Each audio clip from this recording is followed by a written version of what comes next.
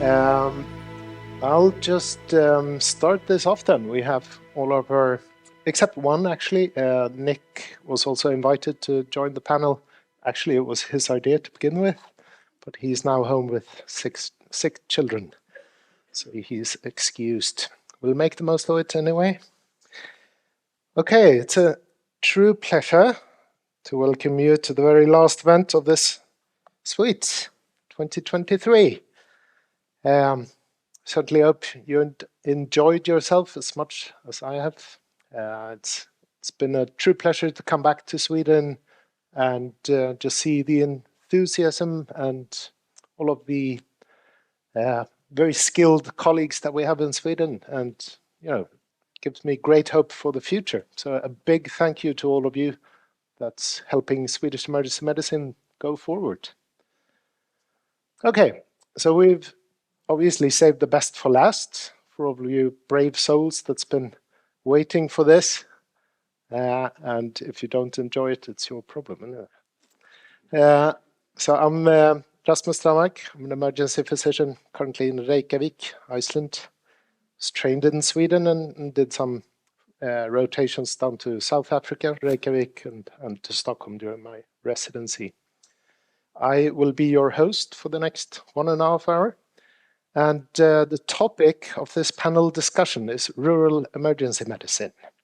And we'll get into a bit what that means, but I also want to include any situation or any setting where we sort of stand alone, where it's a single coverage event. Might it be pre-hospitally or in any kind of situation where you're exposed and left to your own devices, basically making decisions on your own.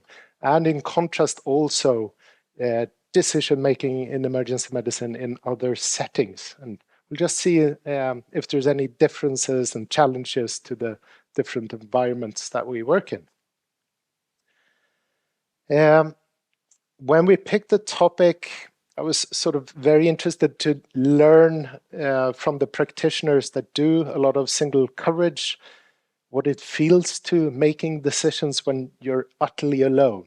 You're the only one to care for this patient, and no one else is there to help you or influence your decision. You're sort of left to making all of these decisions, and most of the time also based on quite limited information, isn't it?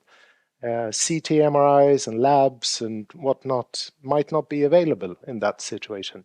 I will just try and explore what that feels like. Right. So I certainly have seen a lot of panel discussions before, but I've never moderated one, so I had to just find out what the literature says about panel discussions. And I especially see if we can get the next slide. Yeah, that was obviously not working. Let's see if we can do that. Yeah, maybe it's, yeah, exactly. Just a small adjustment like that. Okay, it's very small due to my limited technical skills in sharing the screen. But, the last bit of this definition just says engage in lively discussion, isn't it? And discourse, actually. So a verbal interchange of ideas. So again, I'd like to invite the audience as well to participate in this, and don't feel shy. If you want to ask your question in Swedish, it's perfectly fine. We'll manage together. Or German, that's also allowed. Speaking of the panel, it's time to introduce them. They are all esteemed colleagues with real-life experience from many different parts of the world. I'm very honored to be in the presence of such esteemed colleagues. Thank you. First out, we have Dr. Gerold Kretschmer. Did I pronounce that right? We met him earlier today. He's born in East Germany, moved to Sweden, kept the accent, more or less. Largely self-taught, as he explained. And you worked single coverage, as we heard, in Taupo, in New Zealand, and you also worked some pre-hospital work in Stockholm on the akutläkarbilarna. You fly gliders on your spare time, don't you? And you're also very good at fixing old engines. Yeah. Okay, second out, Nicholas Aujalay, Swedish emergency physician that moved to the States to get your education over there, and then after a while working in Alaska and in New York State, moved back to Sweden and currently lives in Uppsala. Also works some pre-hospital work in Stockholm and engaged in the Swedish Armed Forces, did a tour to Mali, doing single coverage on the forward operating team there. And you played the guitar like a pro, and you have a room full of kitchen utensils from your brother, isn't it? Yeah. But this is not your brother, is it? But the similarity is striking, isn't it? I mean, how can you differentiate this patient? Could you go back to the airplane picture, please? This one, that's you. Yeah, that's a glider, actually. Is it not a glider? Yeah, it is. Yeah, I told you. I might add for reference, I also did my internship in northern Norway, where a lot of shifts were single coverage. That was when I knew less and was younger. Okay. Yeah, and next up was Nick Gray. He's an Australian. He has several diplomas in travel medicine and tropical medicine and mountain medicine, but we will not know why the history behind him moving to Sweden and working in St. Göran at the moment, because he's not present. You'll have to ask him at some other point. Oh, is it? Okay, love brought him to Sweden. Obviously, fantastic. I'm truly sorry to not hear his stories. He's worked in some interesting places down under, but we'll save it for next time. Our fourth guest, all the way from Washington State, is it? Or Oregon? Washington? Yeah, I live in Oregon. I work in Washington. Okay. So live in Oregon and work in Washington. Ulrika, you're Swedish, and you also went over to the States due to love, wasn't it? Yeah, more or less. Most. My husband, but also for enlisted veteran emergency medicine. Right. Yeah. Okay. Anyway, you hold on to the States, and you still live there now. And do you have a double specialty in emergency medicine and addiction medicine? Yeah. You work single coverage a good 3 hours away from anything else civilized, which is a good distance. And you define yourself as Swedish, but you drive this truck. Close enough. Yeah. All right, our fifth guest is Dr. Jazz Gill. You already know her. She's introduced herself. Honorary guest from New York City. You never worked single coverage, you tell me, but I wanted to bring you on board as the other perspective, working in a very resource-intense environment like the ICU and also the university hospital ED kind of setting, to see how that influences decision-making when a multitude of other professionalists or colleagues judge what you're doing at any given moment. So it'll be interesting to hear that. Last but not least, Eric, my good friend, colleague. I was practicing your surname, Contant, but I'm not sure I'm getting that right. We met in Reykjavik, where Eric and Julia, his wife, worked in the ED together with me. And this is just to show the ICU setting in that. So Eric, you have, obviously you worked in Canada, started with rural medicine in the northern parts, and I think I'm correct in saying that you worked the Everest Base Camp as well. I work in Manang with HRA, and I've been the doctor for a couple of expeditions to Everest Base Camp, but I've never worked with the clinic Everest DR. Not yet. It's coming. All right, something to still look forward to. I've read a tweet of yours. I love self-inflicted high-altitude hypoxia together with this picture. So it's very interesting.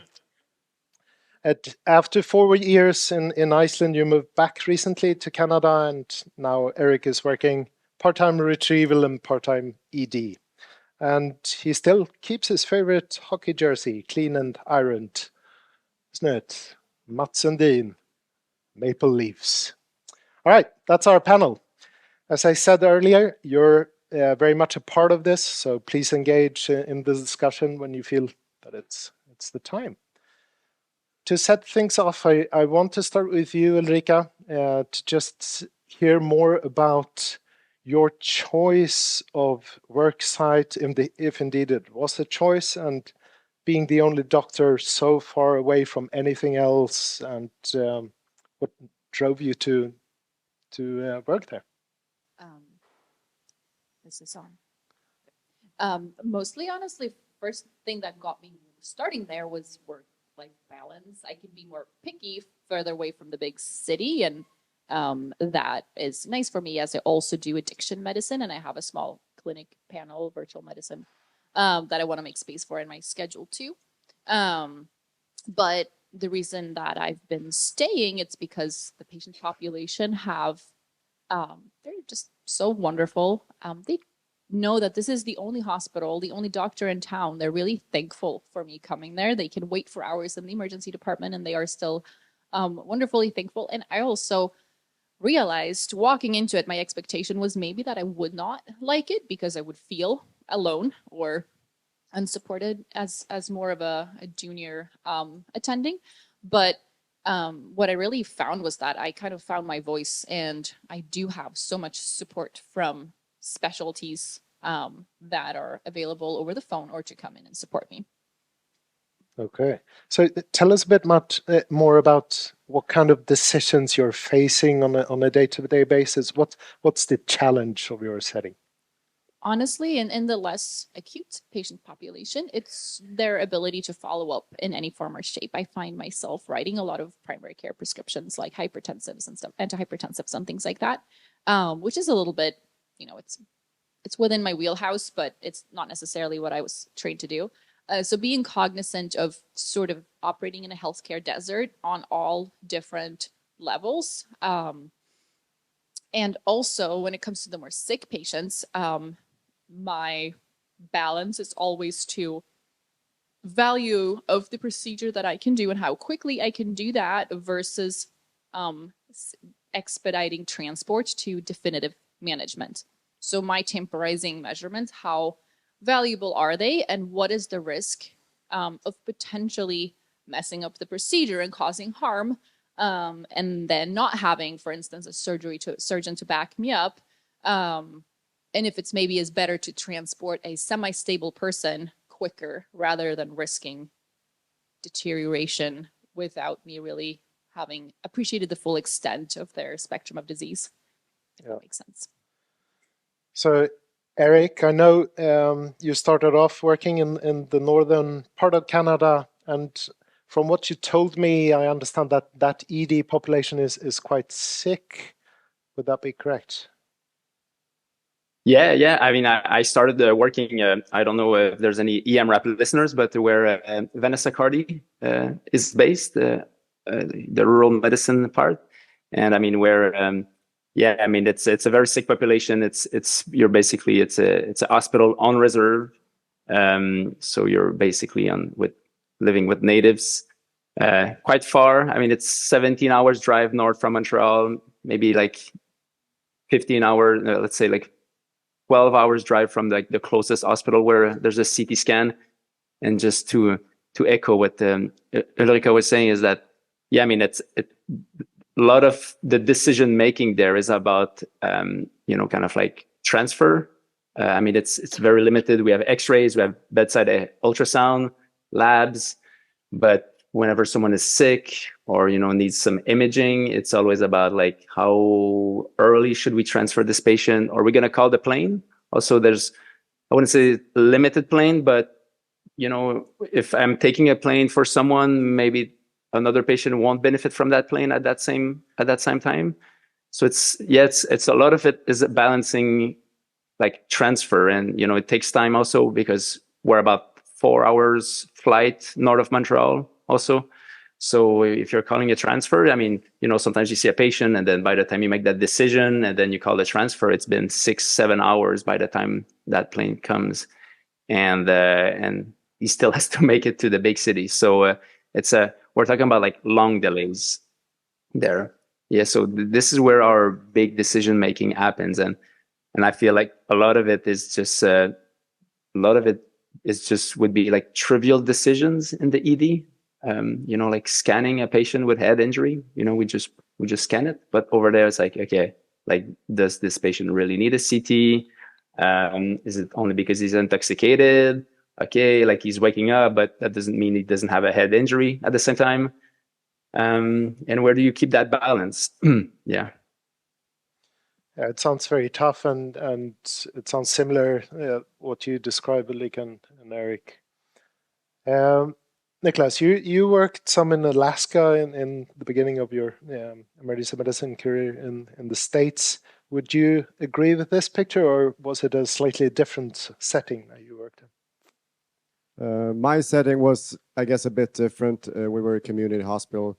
We had sort of medium-sized subspecialties like surgery, medicine, a little bit of pediatrics, OBGYN. Usually, when I started, we didn't have cardiology. We had half of it. I mean, we were single coverage overnight. So half of my shifts were like daytime with another colleague, and half of them were at night on my own. I never felt alone though, because I had people to call, and the staff that I worked with was always we were a team. We bonded even closely. I mean, I don't even feel alone, even if I'm with the patient, because the patient is my, main provider of information, and we cooperate. So everything from that just builds up. But my hospital setting in Fairbanks was not as rural, I think. We had to transfer some trauma, some burns. Longest flights we had for burn injuries was 4 hours through Seattle. Yeah, a little bit more. I mean, you're still on your own decision-making wise in a lot of occasions. Yeah. But the support system was fairly good. And Gerald, we heard some of the stories from Taupo. How would you relate your work there compared to the challenges of northern part of North America? Well, it's not that cold and not that dark, and the transfer times are less. But we didn't have a CT scanner. We were single coverage, and we had this birthing unit that was a stressor and even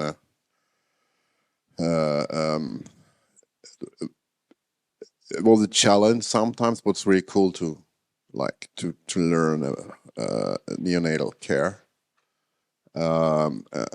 Being alone after working in Sweden and seeing that, in my opinion, no decisions are made if too many doctors are involved. I actually enjoyed it to make my own decisions for the most part. Jess, how would you, now bringing you into that discussion, making multitude of doctors make no decisions? Is that true in your environment as well? Kind of. So you always, we in the ICU. So the kind of ICU that I work in is also not the MICU, right? So I'm not seeing like general hypoxia and stuff like that. So within the ICU setting, I'm also kind of in a specialized ICU because it's cardiothoracic and then trauma. So you do have a lot of opinions, especially in the really complicated patients. So for instance, on a typical ECMO patient, you have the CT surgeon, you have the cardiologist, you have heart failure, the intensivist, the perfusionist, 2 nurses, blah, blah, blah, which is a huge team. In our difficulty is being sort of the voice of reason, right? The voice that speaks the loudest, but also speaks in agreement or in conjunction with the people on your team who've come to sort of like a unanimous decision. Usually that role is taken up by the intensivist because we're sort of like neutral territory, right? The CT surgeons want to do ECMO. The heart failure people want to take you off ECMO. So you sort of are the middle ground person. So I don't necessarily find that the opinions hinder my performance. I think the opinions you kind of listen to, and then you decide which one you want to go with based on the overall picture. Because you have to remember with consultants, they're not there all the time, right? They come in for a snapshot in time, which is their 15 minutes of rounding, which is usually information that's fed to them by a junior resident, as opposed to you whether you're in the ED and you've been with the patient from moment zero all throughout their course, or you're in the ICU and you've seen them over multiple days, you have a much better sense of how they're doing overall than somebody that comes in for a brief period of time. So it sounds like you actually have the mandate and the mission to make the ultimate decision for the patient under your care. But if you go back to practicing emergency medicine earlier in a sort of research intense emergency medicine setting, having to make a decision where the patient needs to go, how would that challenge be with decision making in America? It's interesting. I'll just speak to my experience, but so I think it's changed me as a provider. Ricky can tell you, as a resident, I was very quiet. I didn't always speak my mind, but as a fellow, I became sort of this loud person. Part of that is when you're surrounded by surgeons and you are from emergency medicine, they assume you're an idiot, right? So you have to sort of stand your ground and like really force your point. And if you're we were kind of talking about this last night, right? Like on the trauma team, we have half EM residents and half surgical residents. And if there's a procedure that needs to be done, anything, chest tube, thoracotomy, whatever, the EM residents kind of wait to be given permission to do something, as opposed to the general surgery residents who just walk in and they're like, this is mine. So to be the EM person on a team and be in charge, you really have to speak up for yourself. So when I'm downstairs in the emergency department, if I feel very strongly about something, I have no problem in speaking up. And that's just kind of a learned behavior that I've learned. Yeah, you had a comment there, Nicholas. Yeah, I just want to, since I've been in both worlds, the US and Sweden, for many years, you might agree or not, but the focus of the education there is very much to be on your own after your residency is done. So the whole focus is to take care of a patient on your own with your staff team, not in a team with other physicians. So even though I was trained on a university hospital, but they would always mindfully check that I would check everything on the monitor, check the whole patient, advocate for the whole patient, know all about the labs, do all the procedures and so forth, so that they could send me out anywhere basically to do anything. And I think it goes for the culture of emergency medicine in the US. Yeah. I don't know if you have. I might feel that jacks in a bit to what you and me, Gerald, usually discuss about what drove us to go outside of the country borders to seek something. Would you elaborate on what made you go to New Zealand? What was it that you sought? Well, besides the professionals thing to learn something else, it's just as simple as was maybe my fourth or fifth midlife crisis. So I'm really, it was just coincidences that came together. My wife actually taking a phone call from this company who looked for doctors in New Zealand, and I wasn't home, and she's saying to the company, "Oh yeah, we do that." Well, he does it. And then the children in the right age, 2 moved out and 2 could move with us, and Marie doing her PhD, writing it down, her PhD thesis. So I probably could as well been in somewhere else. And the professional reason is like what I presented, that like I felt like I'm not complete professional-wise. I need to seek something else, you know. But that's maybe not only medicine. It's maybe more who I am. I mean, I could probably do some other job and would like it, you know. Like, I don't know what, but there are like a lot of jobs I would really like to try. Yeah. Like a car mechanic, maybe. Yeah, or like driving trains through northern Sweden, or like.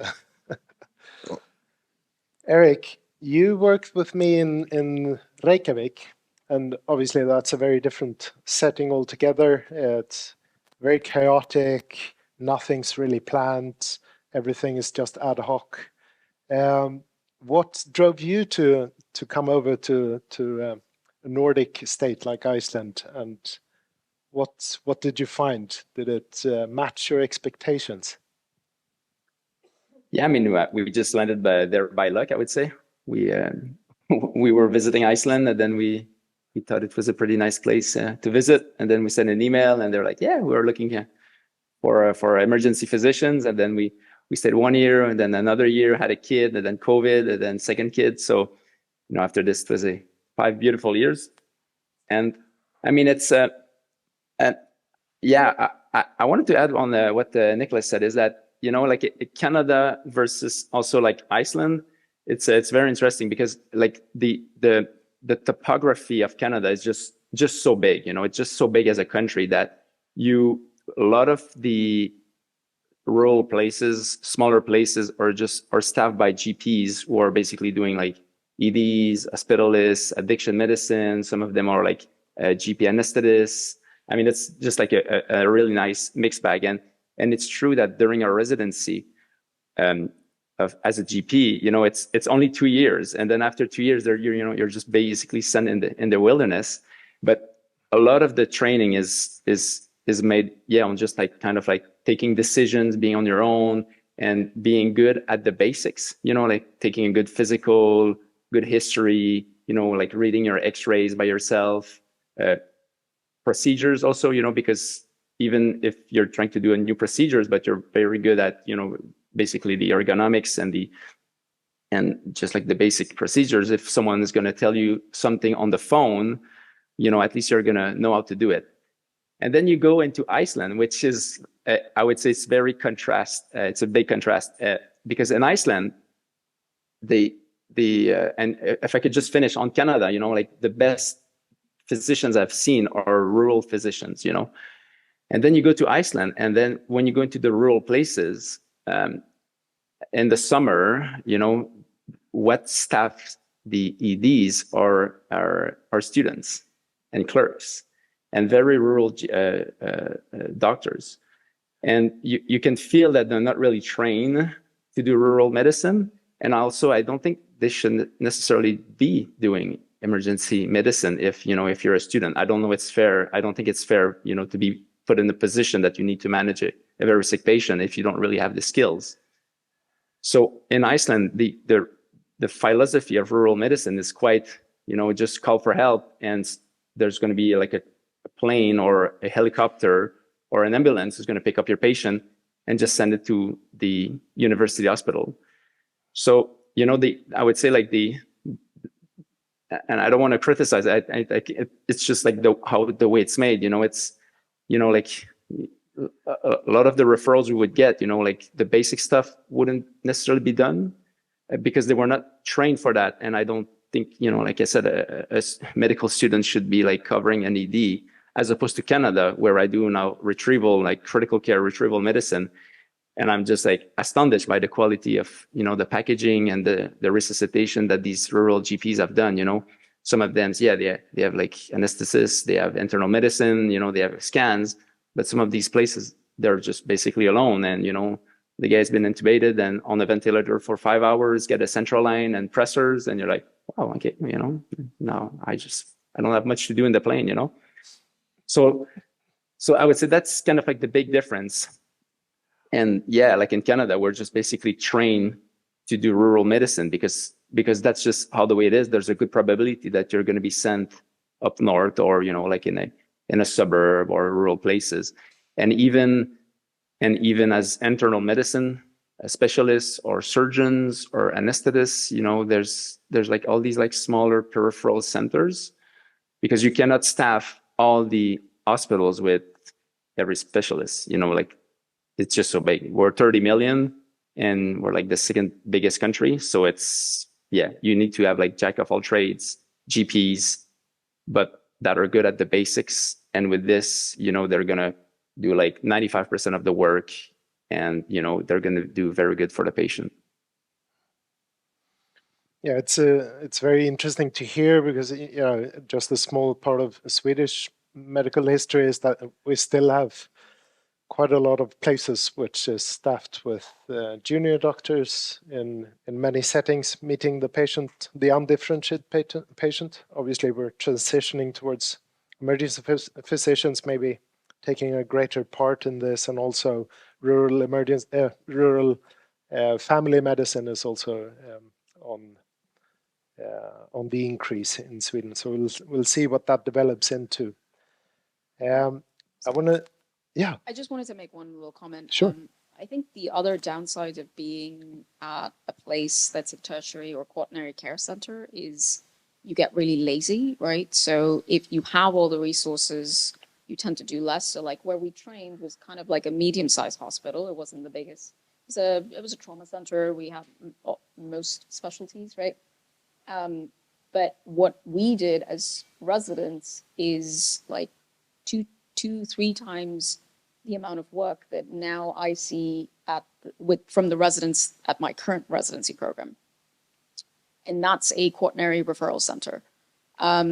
So, when there's it's very easy when there's a critically ill patient to do like the very, very initial resuscitation and then just completely back off. As soon as they call me and I come down, it's hands off in the emergency department, which is not always best for the patient because I don't always have a bed, right? So they still need to board in the ED for multiple hours. But if something, say the patient deteriorates, they call a rapid response for me to come down and manage them as opposed to the ED physicians who are 5 seconds away. So I think you can get lazy too when you have all these consultants at hand, which is just to echo what Eric was saying. So basically it's a double-edged sword. Well, maybe just the other way around from my experience in Taupo compared to what I'm doing now. And I think I mentioned in the first day here with this sepsis thing we have in Sweden going on. Here, like I quite often ashamed when we get the patient into the critical care area with the ambulance, high priority, and they're coming and they are basically dying for the last year. And they are here and meet us like the first time this month or maybe the first time this year. And we're putting needles into these patients and giving them fluids, antibiotics, and it hurts. And it's a lot of like getting a catheter and everything is just hurtful. And we are not adding any quality of life. Whereas in Taupo, like the patients maybe came 2 times in sepsis or septic shock. And the 3rd time, before we started treatment, we knew the patient, we knew the facility where they came from, and quite often the family followed. So we quite often talked to the family and said, listen, you're an 85-year-old mother who's been in deep dementia for the last 3 years. Do you really want us to treat her? to give antibiotics, to give fluids, to put her through all this ordeal of pain and suffering. And very, very often, the relatives said, "Thank you for asking. No, we don't want you to do that. Can't you please provide her like a decent death?" Which I never do in like where I work now, because we are like trimmed on, this is a sepsis alarm, this is like this thing we have to follow, and then I like feel in the end of this 15-20 minutes in the emergency room like what I'm doing here. So that was really quality of care, which I really enjoyed in Taupo, that we quite often said, okay, that now it's enough. And we could say that because we knew the community much better. So the sort of rural setting would facilitate you to make the ethically correct decision. I think it's more humanized medicine. I don't know what your experience are working rurally in other parts of the world, but yeah, I would love to. But it's less mechanistic and more humanist. How do you say in English? More humanist, and I really enjoyed it. Yeah, I'm definitely picking up what you're putting down there. In terms of like a systems situation, in terms of coming from a big hospital where they had all kinds of tracks for sepsis and stroke, and you would get a little nasty letter if you didn't do XYZ within the right time. For instance, sepsis, they had a sepsis coordinator who were like in a closet just looking at sepsis alerts in the ED, and if you didn't order the antibiotics in the right amount of time, they'd come down and like force your hand, which drove me insane, quite frankly. And then coming to a small place, and I'm just like, the nurse will put up the little flag, and then I'm just like, watch me disregard this in my CHF patient who has weird vitals but is not septic, or I really don't think it's sepsis. Or like somebody that had a seizure, you know all that. So in a systems-based practice, I really appreciate having the freedom to do the right thing without having to argue with somebody who typically have less medical training than me about my medical decision making. On the other hand, in the community where I practice, I would say there is very little continuity in primary care. Most of my patients come in and out of health insurance because they kind of gig work their way through the year with the seasons of picking fruit and becoming unemployed at times. Also, just there are no GPs living there, really.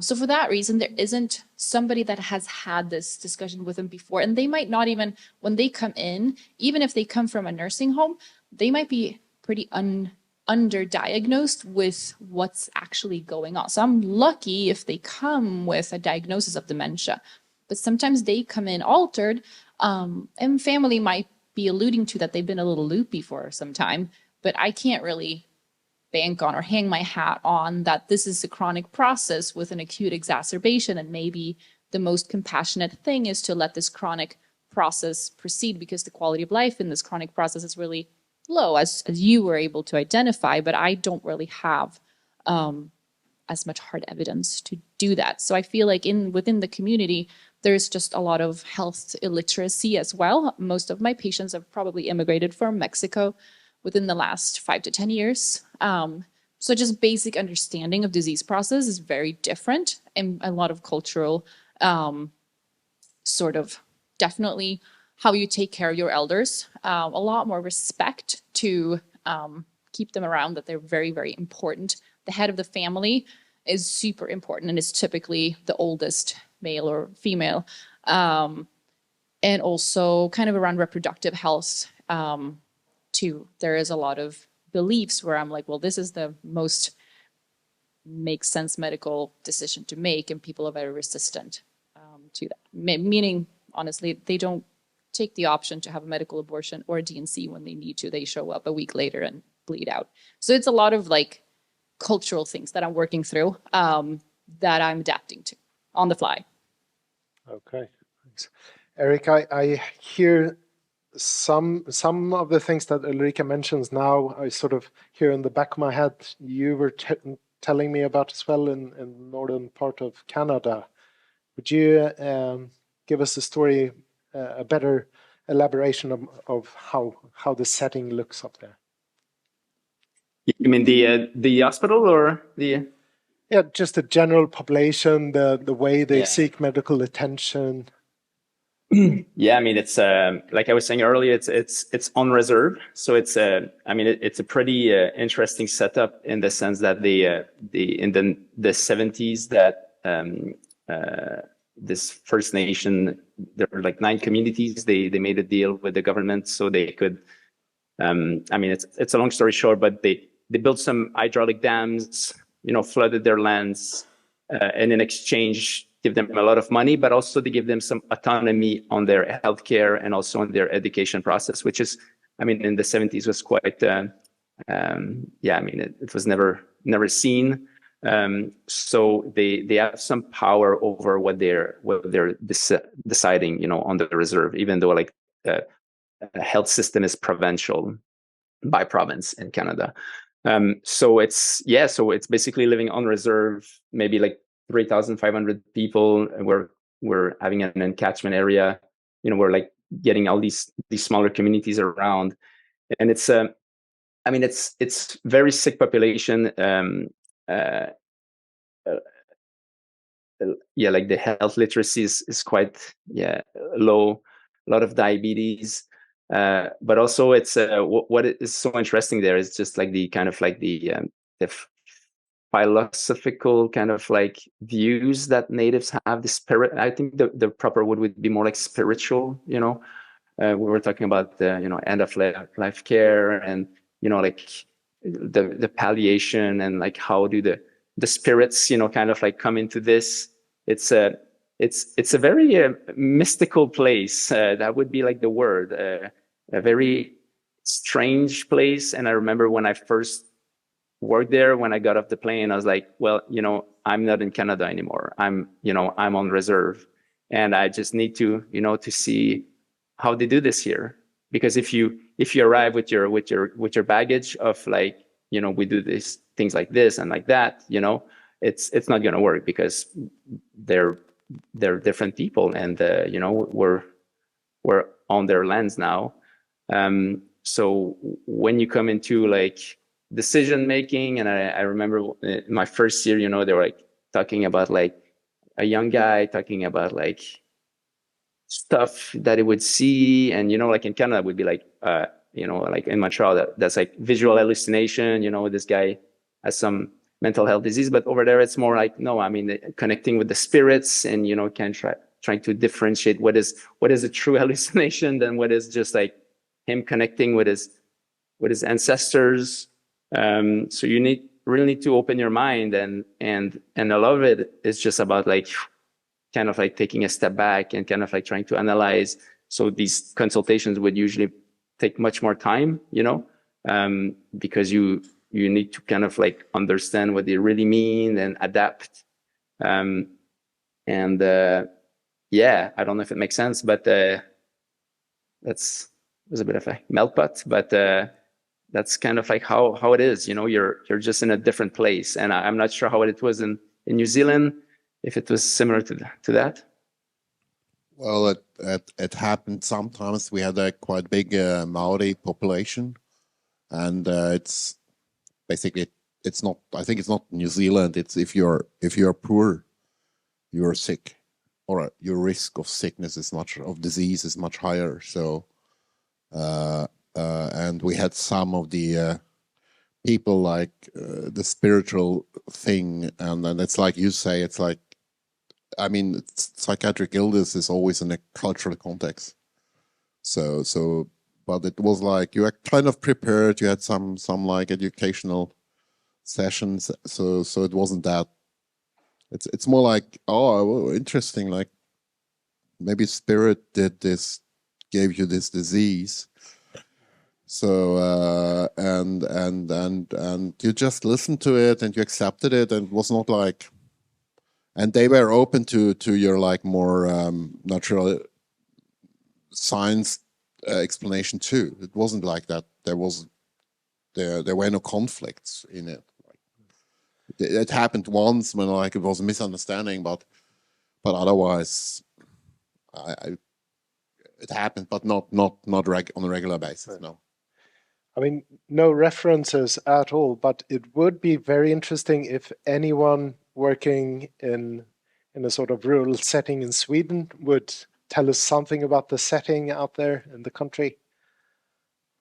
Obviously not as exotic, but just to sort of get it back to the Swedish setting. Anyone care to comment?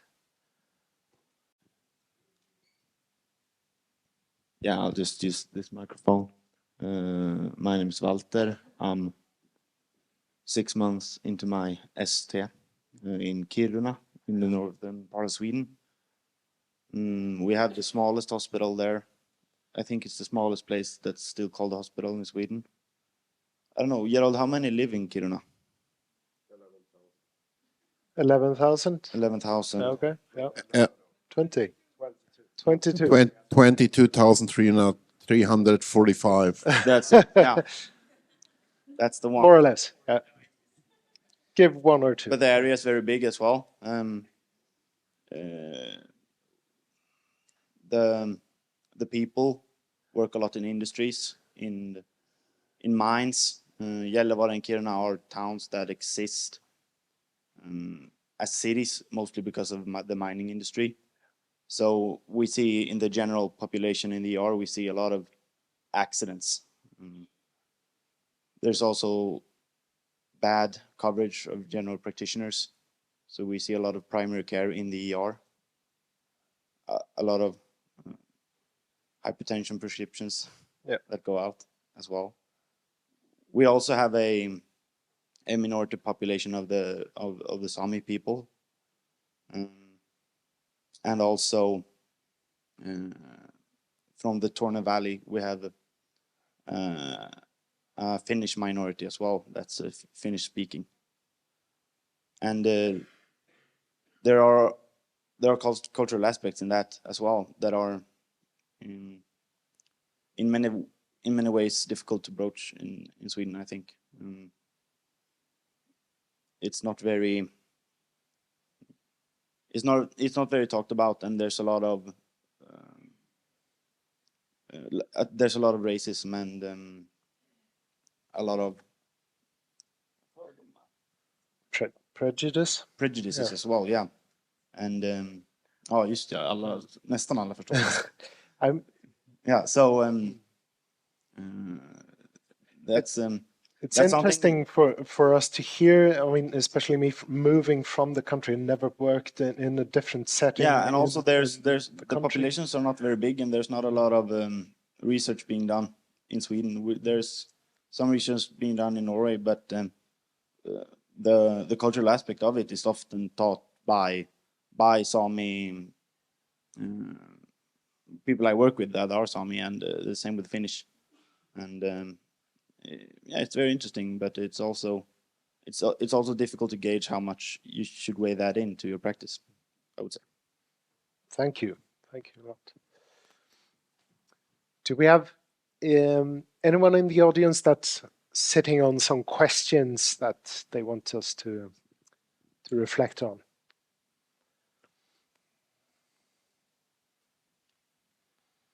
To see if anything pops up. And Nicholas, I would be interested in hearing just from the pre-hospital environment and the military environment, being a physician in that type of setting. Obviously in pre-hospital medicine, you're already set for transport, so you sort of know about that decision.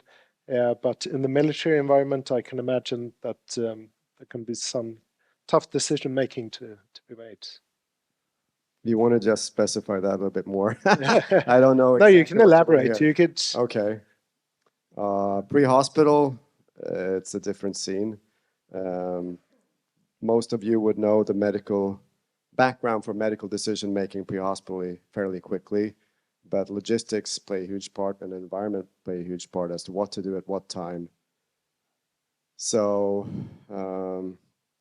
I've learned a lot from the providers out there. I started 4 years ago, going with, I'll have you asking a question in a second. It's for physicians to work pre-hospital, you really have to have some training. That's key to not, to know what to do, when to do, and so forth. But it's a field of its own. I don't know if it plays into small hospital or single coverage. You have a support system that's, radio communications, you have police, you have firefighters, you have all kinds of support for that setting. So I'm still in somewhat of a learning phase, although I can put in a lot of medical weight in it. And about the military question, that's a different scene as well. We practice for the most part for wartime, and it's hard to practice war without being in war. That's what I would say. We practice our own personal skills and our company skills and division skills. But apart from that, if you lose a lot of resources and everything, how to reorganize everything, that's hard to train. I'll stop there and see if anybody has any questions. Yes, I have one question. We are studierektorer. I don't know the English word, but we have some residents that want to go abroad. At which time during the residency you think it would be the best to go for like half a year that men want to go? Thank you. Is that for me? I'll start at least. It depends on what you want to gain from it. If you want a mindset experience of what you're going to do for 30 years, I would say go as early as possible to see what you like and not like. If you want sort of a middle ground rotation of OBGYN or anesthesia or something like that, you can go at any point. If you want emergency medicine in the setting of doing more, full patient care, I don't know if there's a good time or a bad time, but I guess you have to have the support system, training abroad, and people teaching you, and you're coming in at the right level where you can sort of match. But I'd probably say don't wait. It won't happen. Just do it when you can and make the best of it. A lot of people cannot go abroad for various good reasons. They don't, they have family commitments or other interests. And if you do have the chance, take it. It don't matter much if it's too early or too late or a little bit too different. You'll gain a lot. I would say my own experience. It's very important that you actually work in an environment where you get paid by the provider you work for, so that you are responsible actually, that you feel like, okay, I'm an employee of this hospital and I'm not coming as a super student, I'm a doctor at home and my hospital pays for these 3 months. It might be very interesting, but I think you take more from the experience if you actually go there, they employ you, you go under the same rules, you have the same responsibilities, and you're a colleague among other colleagues. Then I think it has a much greater impact, much bigger impact on what you learn, because you're forced in a totally different way to learn. Please. I have a question.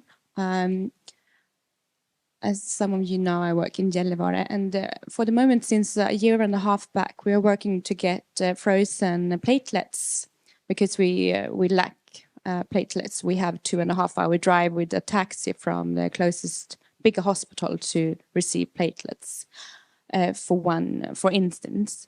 And those kinds of issues makes it hard to give the patients equal care. How does that look in your rural departments? Do you lack those kind of basic things, and also to be able to take blood tests during nighttime is also one thing that we lack, unless it's really, really acute. So how do you cope with those kind of things? I'm fairly pampered in terms of what I actually can do in my little 14-bed emergency department. I have CT scan all 24/7. I have labs 24/7. I have MRI 7 a.m. to 5 p.m. ultrasound also daytime, but not overnight unless like fever, and there's some guidelines you can call it for ectopic torsion and appendicitis in children, basically. So I'm fairly supported in that sense, but I can definitely relate to the bigger picture, which is whatever I don't have, right, when it comes to providing equal care and giving everyone the same chance to living a healthy and long life, regardless if they live in the countryside or if they live in a big city, I just tend to do more earlier. So for instance, sometimes I call airlift when I know a really bad trauma comes in. It doesn't happen often, but for instance, 2 months ago, I had a really big car crash, and we were told that we would get either 2 children or 2 adults. Unfortunately, we got updated that 2 of the kids had passed on impact, and there was 1 surviving child. And then I was like, well, that's when you call the airlift. I'm not even gonna wait for them to come. And then we had a transfer time of about 20 minutes. So when the child arrived, stabilized, we actually had time to run the CT scan. I read it on the fly in the CT room. We transferred her to the flight stretcher. I had the radiologist on the phone. They packed her up in the flight stretcher, and they were out the door when my radiologist said, it looks okay, but there's pulmonary contusions. There's nothing major that she should stay with you to fix. And then boom, she was out. So that's really resource intense. And one time I might call airlift for somebody who's healthy, actually didn't need it, but so may it be because I could not hold that resource away from the kids that are sick or from a person who's really sick. So I just tend to spend more money, right? Because that's how I solve the problem. Was that a reasonable answer? I would like also, Eric, if you have a comment from the Canadian setting, working in retrieval now, you would probably sort of get to visit most of these centers and see what kind of resources they have and if they can provide equal care, do you feel? Yeah, I mean, it's, I think the Canadian law wants every Canadian to have every access to healthcare, but I think, we all know it's not true right from the bat. You don't need to be rural, just being socially, economically deprived right there, you don't have equal care. But I mean, when you put this into rural perspective, I mean, you just need to accept that, that if something really bad's happened, there might not be a surgeon or there might not be a scan or, there might not be a gynecologist to do a C-section, for your pregnancy, for your delivery. And actually, they studied this in our province up north, that the First Nation, the Inuits living up north, their mortality was 4 times higher in trauma compared to a more urban setting. And I mean, and I see this during the retrieval, the other day, there was a guy who was run up by a truck, like a water truck, because they don't have running water. They need a water truck to come and drop some water. And the guy just slid, and then the truck just ran over him. And then he had a broken leg and everything. And then we need to pick him up with the jet was broken. So we need to take the dash, so it's not a jet, it's more like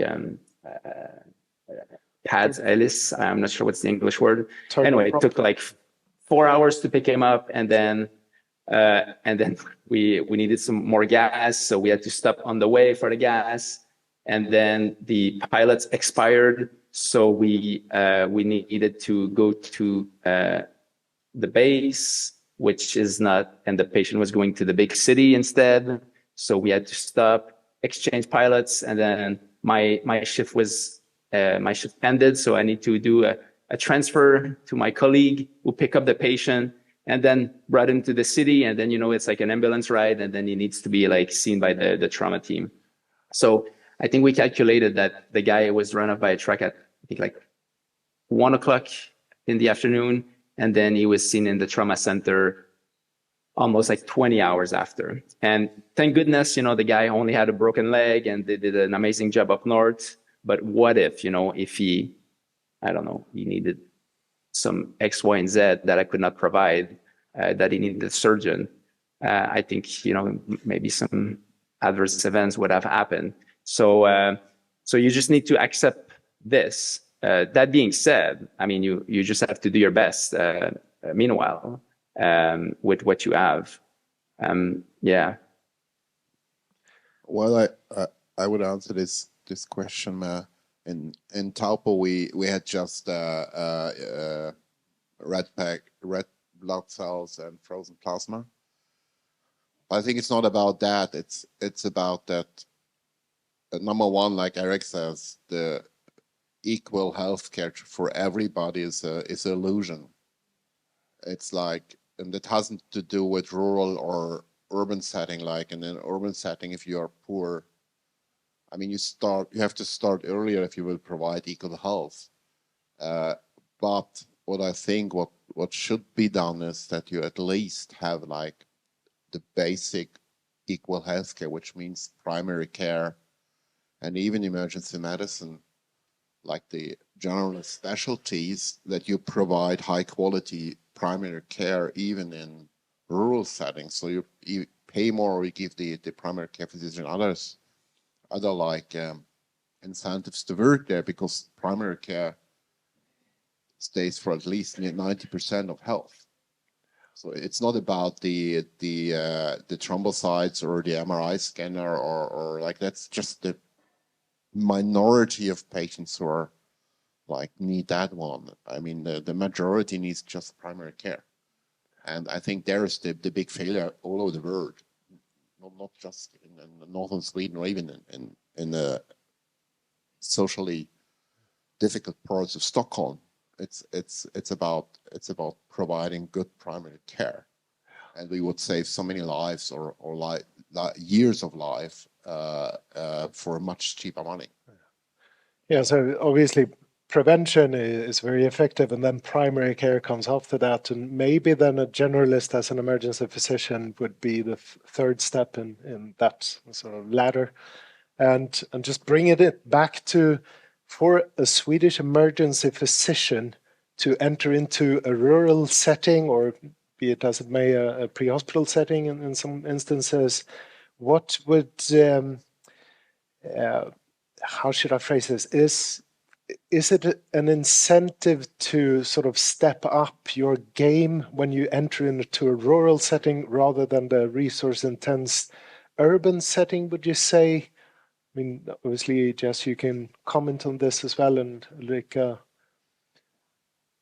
don't know if it was a clear enough question, but No, I mean, I think that's what I tried to say with way more words before that, and that's why I sought out going rural, because I am their doctor, and it puts me in a place that is, sometimes scary, but I also get to do all the things that I can learn. And to answer your question is, I think you should definitely take away from this panel discussion that my personal opinion, I'll always back you up personally, that you're going to cost more. You're going to pull the trigger on getting that taxi ride back and forth with a bunch of platelets.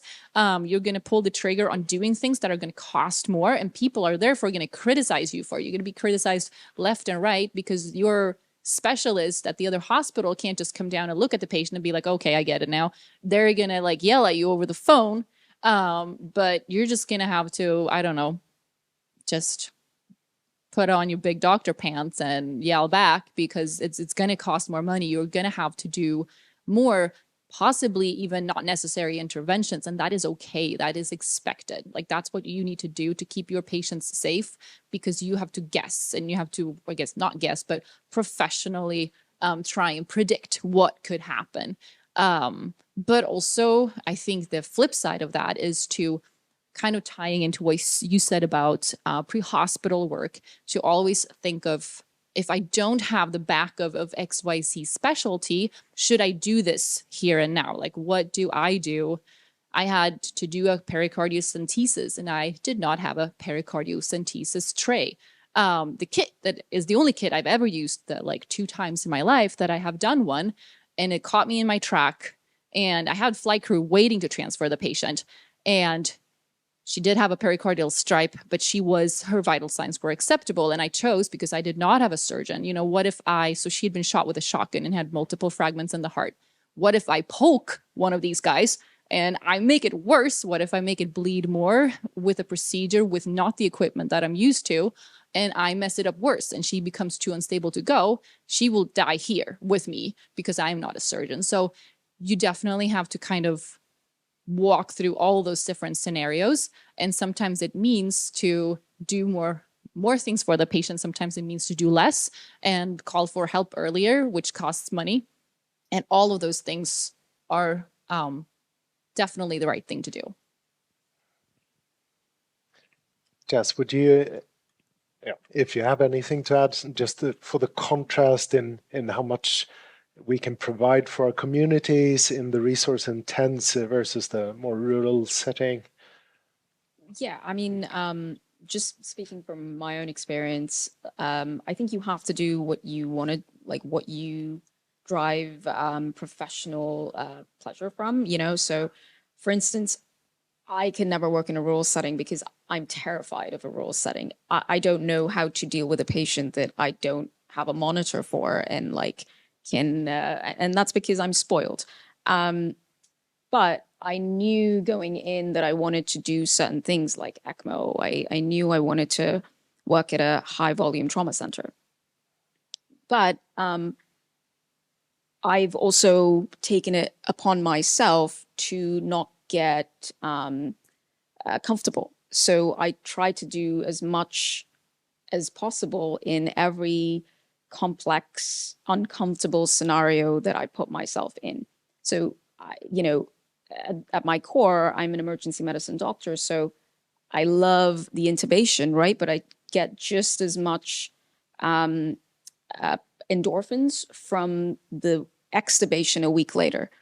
And that's just the career path that I've chosen. So it depends a little bit on what you want to do and where you see your personal career going. But I think a lot of these opportunities are also available in the rural setting. There are plenty of people who want to do that. I'm just not one of them. Yeah.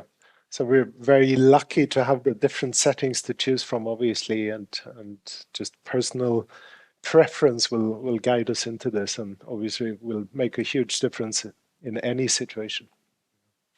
I have a question there. So, Eric. I have a question for Jess. I mean, you work in a very specialized center, and people coming, to do like fellows and stuff like this. And is there any people, coming to you and to your center and saying like, I want to work in a rural place. I want to do some training with you. Has it ever happened? Yeah. And how do you adapt? And how do you adapt your training, to that person versus the other one who's going to work in a regular or urban setting? Yeah. So when I was in fellowship, our trauma center, I worked at shock trauma. So like we're a huge trauma center in the country. And the residents that we get, our volume is so high that the residents from Maryland are not enough to cover the trauma center. So we get residents from all over the country, mostly because either they want to specifically train in that place or they don't have enough trauma where they are. So they come to us to get that experience. So a lot of the residents that I worked with are going to take the month or 2 months of experience that they get at shock trauma and take it to the rural setting. I don't think I tailor my teaching or my practice in any different way to somebody who's going to stay in a city as opposed to somebody that's going to go rural. But again, this is going sort of back to it's what you make of it, right? So I can tell you there are plenty of times where I'm in the ICU and I'm doing a procedure that I've done many times before, but I drop something or the kit is faulty or we've run out of kits because we've used so many, right? You have to find ways to make the most of what you have. And I think that's kind of like the next level, right? You get comfortable with what you know, and then you also have the ability to MacGyver, to find little pieces of equipment that kind of fit together and you make stuff happen. And that, I think, is at the core of emergency medicine, right? Like you deal with the hand that you've been dealt with. Thank you. No, I was just wondering before I got a question about when to go abroad and if it was answered or if you had more questions about it. Okay.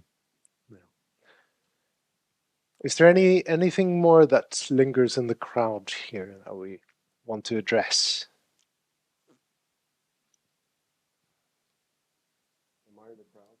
Yeah, for sure. So I would just describe it being, I've been listening now and thinking a little bit. It's like when you're in a rural setting, you're exposed. All your flaws will be exposed. So it's like studying a language in your own country. You know, you go to classes, you talk a little bit, you write a little bit, you listen a little bit. But when you go to that country, that the language you're studying, you're going to be exposed for everything you know and not know. So I would say for most emergency physicians training in big centers, you could consider having a somewhere else for a small center. I know a lot of specialties in Sweden in general. If you're training in a small center, you have to go to larger centers for you to do specialized work. There's only a certain amount of patients there, and there's cardiothoracics or this and that. But in our job, in order to stay equal, or rather to give the same care to everybody, you have to know it all yourself, not rely on teams. Eventually, you have to be self-sufficient and, you know, a bit of self-confidence too. So I think it's worth thinking about.